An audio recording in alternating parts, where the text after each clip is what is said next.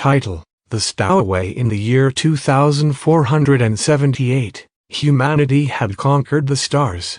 Massive interstellar ships, known as arcs, drifted between solar systems, carrying the last remnants of Earth's population. The planet had become uninhabitable centuries ago, its ecosystems collapsing under the weight of industrial expansion and climate devastation. Now, scattered colonies across distant star systems were the only places left where humanity could survive. The Celestial Dawn, one of the oldest and largest arcs, was en route to the distant Andromeda colony, a journey that would take decades. The ship was a marvel of human engineering, a self-sustaining city in space, equipped with artificial gravity, hydroponic farms, and entire districts designed to replicate the comforts of life on Earth. Generations of families had lived and died aboard the Ark, and for many, it was the only home they had ever known. The crew of the Celestial Dawn was carefully selected, a mix of scientists, engineers, and security personnel, all trained to maintain the delicate balance of life on the ship. Among them was Captain Eleanor Morgan, a seasoned officer who had spent her entire career in the stars. She was known for her strict discipline and no-nonsense attitude, a leader who had kept the Celestial Dawn running smoothly for over a decade. But as the Ark entered a remote sector of space, far from any known colonies or trade routes, strange things began to happen. Systems that had run flawlessly for years started to malfunction. Power outages became frequent, and entire sections of the ship would suddenly go dark for hours at a time. The engineers were baffled. No matter how many repairs they made, the malfunctions kept happening. Then, crew members started to disappear. It began with the lower decks, maintenance workers and technicians who kept the ship's engines running. They would go to work and never return. No bodies were found, and there were no signs of struggle. It was as if they had simply vanished into thin air.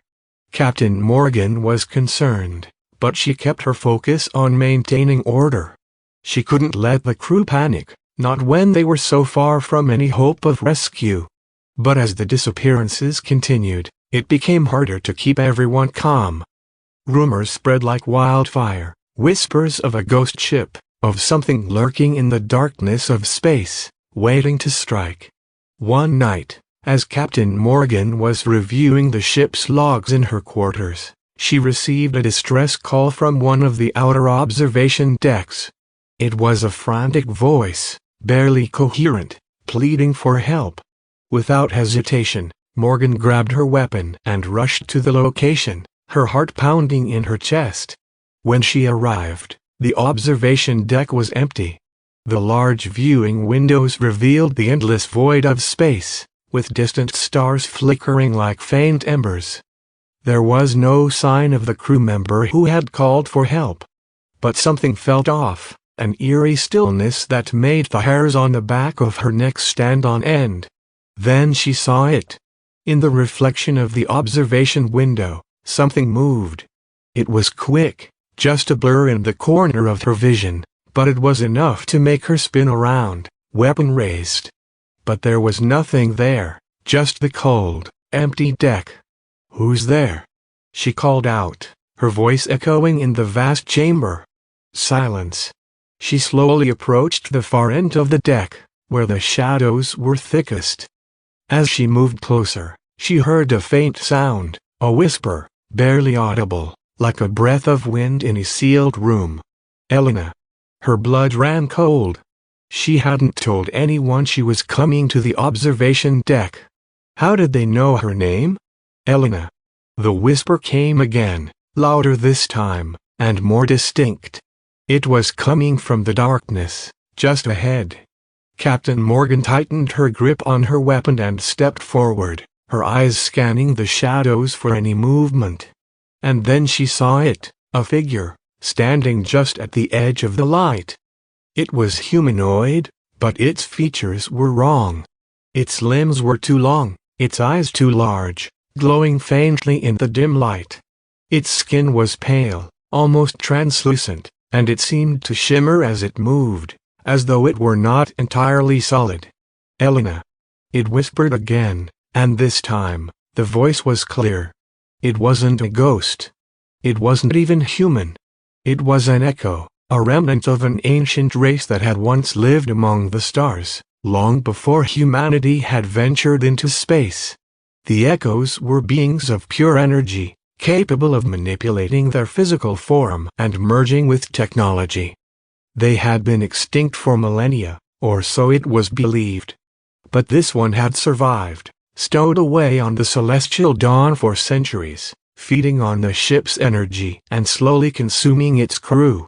It had been dormant, hidden within the ship's systems, until the Ark had drifted too far into the empty void, where the echo's power was strongest.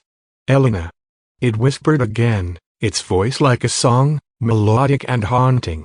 "Join us." The echo reached out, its hand stretching impossibly long toward her. For a moment, Captain Morgan felt an overwhelming urge to step forward, to let the echo's energy consume her. She could feel its presence in her mind, soothing, promising peace, an end to all the struggles of life in the cold, empty void. But then, with a surge of willpower, she broke free of its influence. She raised her weapon and fired, the energy blast slicing through the echo's form. The creature recoiled, its body flickering as it let out a shriek that reverberated through the deck. Captain Morgan didn't wait for it to recover. She turned and ran, her heart pounding as she raced through the corridors of the ship. She could feel the echo's presence behind her, its whispers growing louder, more insistent. It was chasing her, desperate to reclaim the energy it had lost. She knew there was only one way to stop it. The echo was connected to the ship's systems, feeding off its power. If she could sever that connection, she could weaken it, maybe even destroy it.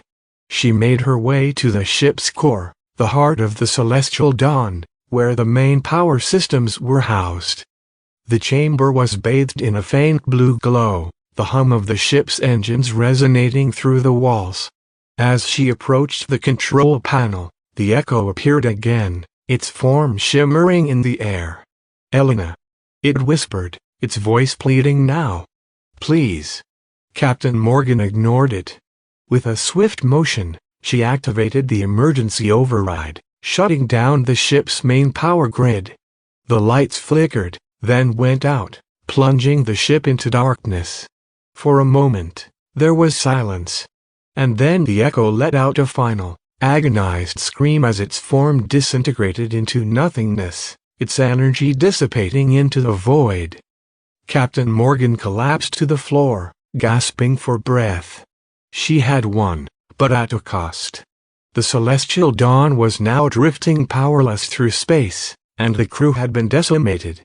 But they were alive, and that was enough for now. As the emergency lights flickered back on, Captain Morgan made a silent vow. She would guide the ship to safety, no matter the cost. The echo may have been defeated, but the void was vast, and there were more dangers lurking in the darkness. The stars were not as empty as they seemed.